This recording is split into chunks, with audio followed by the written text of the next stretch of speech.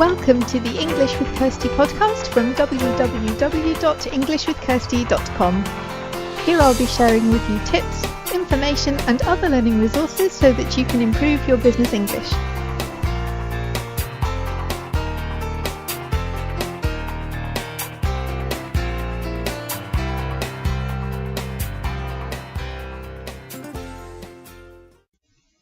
Hi everyone, and welcome to episode 105 of the English with Kirsty podcast, and today we are talking about food.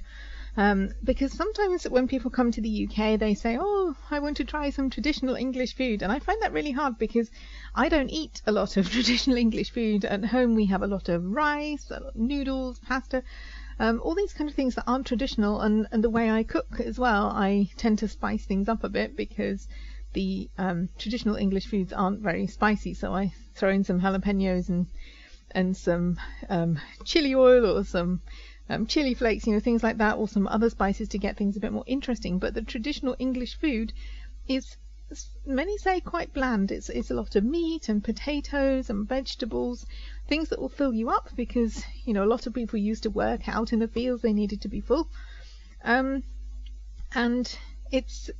it's not always the kind of thing that I cook. So like when I meet up with some of my Chinese friends or my Turkish friends, they are really eager to show me, oh, try this, it's one of our dishes. But when people come here to the UK, I generally take them to somewhere where there are lots of different things on offer and then they can choose. But I guess I don't feel proud of my English food heritage in the way that some other people do. However, it's still good to know what these things are. And today I've got together a list of 10 things that you might find in on the menu in the UK. And I've chosen things that aren't obvious from the name what's inside them, because most things you can work out for yourself from the description, but some things it's just kind of assumed that you know what they are and maybe you don't. So I'm going to talk about 10 things. If you want to find out more about these things, like how to cook them, there is a link to each dish on the show notes page. So if you go to englishwithkirsty.com/podcast/episode 105, then you will find links to all of these dishes to recipes. They're not my recipes, they're external sites. And also while you're there, if you would like to sign up for the newsletter, it comes out once a month. And it's content from all over the site. So the content on the podcast isn't the same as what's on the blog. Sometimes there are things on the blog that aren't mentioned on the podcast, or there's training available, or something's happening in the Facebook group. So if you want to keep up to date with everything that's happening at English with Kirsty, then it's a good idea to sign up for the newsletter. It only comes out once a month, so you're not going to be flooded with spam or lots of emails. And that helps you to keep on top of everything so you don't miss anything. Okay, so let's talk about these types of food. The first one is shepherd's pie. So I quite like shepherd's pie, but my version is not the traditional version because it has chilies in it. Okay, so shepherd's pie is not a pie like you would think of, like a pie with pastry around it. This pie doesn't have any pastry. It's got a layer of meat and vegetables at the bottom, and then it has mashed potato on the top. And it is shepherd's pie because shepherds look after sheep, so this is a lamb dish. And there are different variations. Usually it's got carrots and onions in with the mince. Some people put peas in. I think that's disgusting, so I don't. Some people put cheese on the top, and I think that's a really good thing to do. But basically it's lamb and vegetables on the bottom, and then a layer of mincemeat on top. And the other one that's similar to that, which I'll go on to now, number 2, is cottage pie. So it's exactly the same, but it's not shepherd's pie, so there's no lamb in it. It's got beef in it. And some English people get this wrong as well. They call everything shepherd's pie, but it's only shepherd's pie if it's got lamb in it. If it's got beef, then it's cottage pie. And again, that's the same. You've got your layer of meat and vegetables at the bottom, and mashed potato on top, and then hopefully some cheese, because that really finishes off. And it's got gravy, so some of them are kind of more sloppy than others, some of them are firmer, but it's not just dry meat and vegetables, there is gravy underneath there as well. Number 3, Yorkshire pudding. We did talk about this for anyone who was in listening to the episode about the Sunday roast, it's something that goes with the Sunday roast. It's like a savoury batter. It's got eggs and flowers and things like that. Not flowers, flour.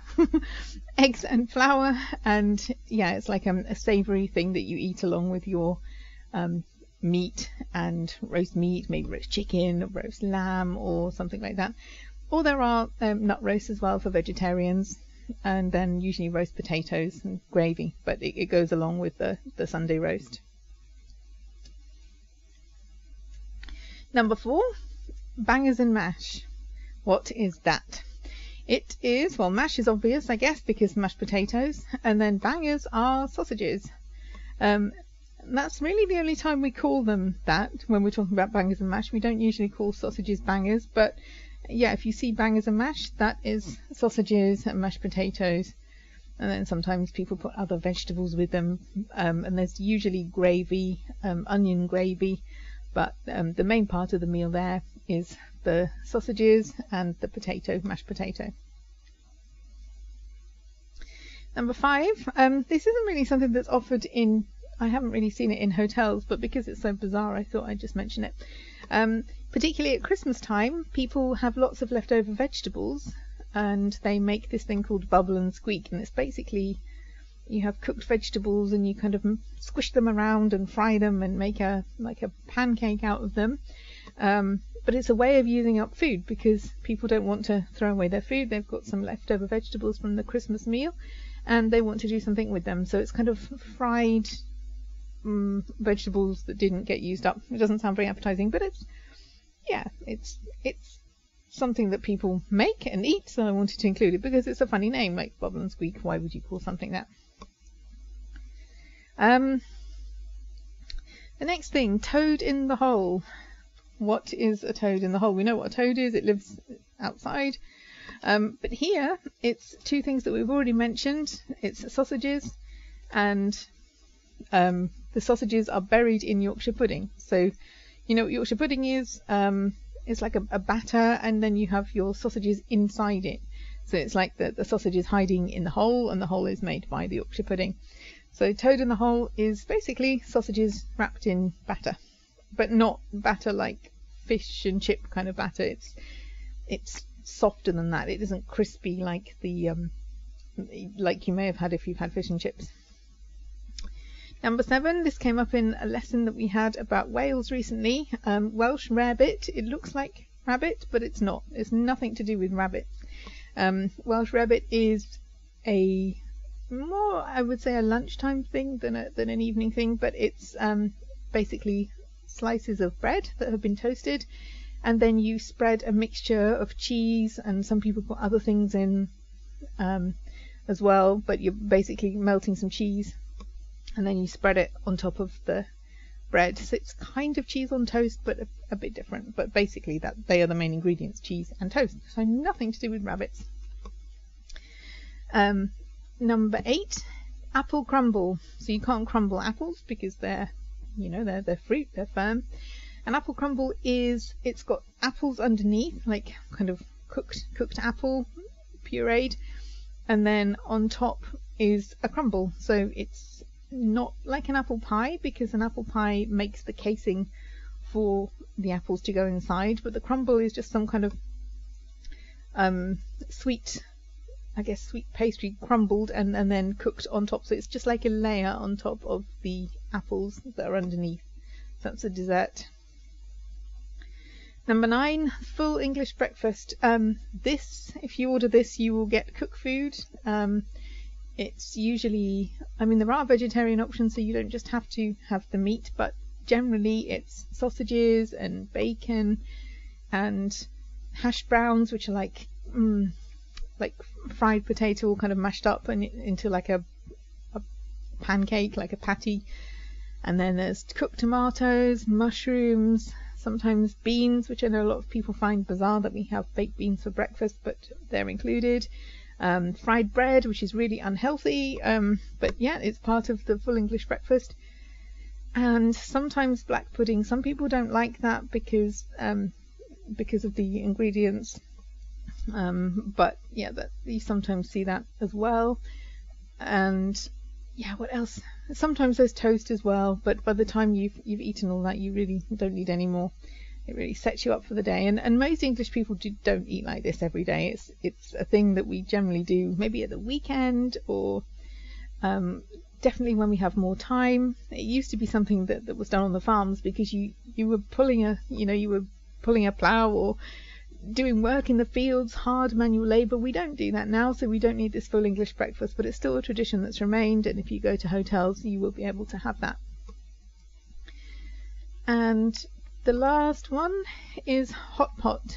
There are different variations on this. The one that I've linked to is the one that I'm most familiar with, but there are other kind of casseroles and stews, but the Hotpot that I know is you've got your meat and vegetables underneath it, a bit like the shepherd's pie, but it's usually not minced meat this time. It's actual pieces of meat, like pieces of lamb. And on top there are slices of potato, so it isn't mashed potato, but you cook them. You thinly slice your potatoes and you layer them on top like tiles on a roof, and then you cook it, and they get crispy, a bit like roast potatoes, but you're not roasting them, but they get that same kind of crispy, crunchy texture to the potatoes at the top. So they are 10 dishes.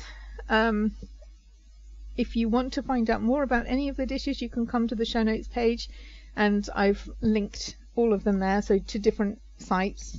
I haven't just stuck to this. Some from BBC, there's some from Jamie Oliver, some from Delia Smith, so you can have a look at how to make these things. And also, as I said, if you're interested in signing up for the newsletter, you can also do that on the same page, which is englishwithkirsty.com/podcast/episode 105. So I hope that was interesting for you. I hope you've learned a couple of new things about the types of food that are traditional to the UK. And have a good week and have fun learning English.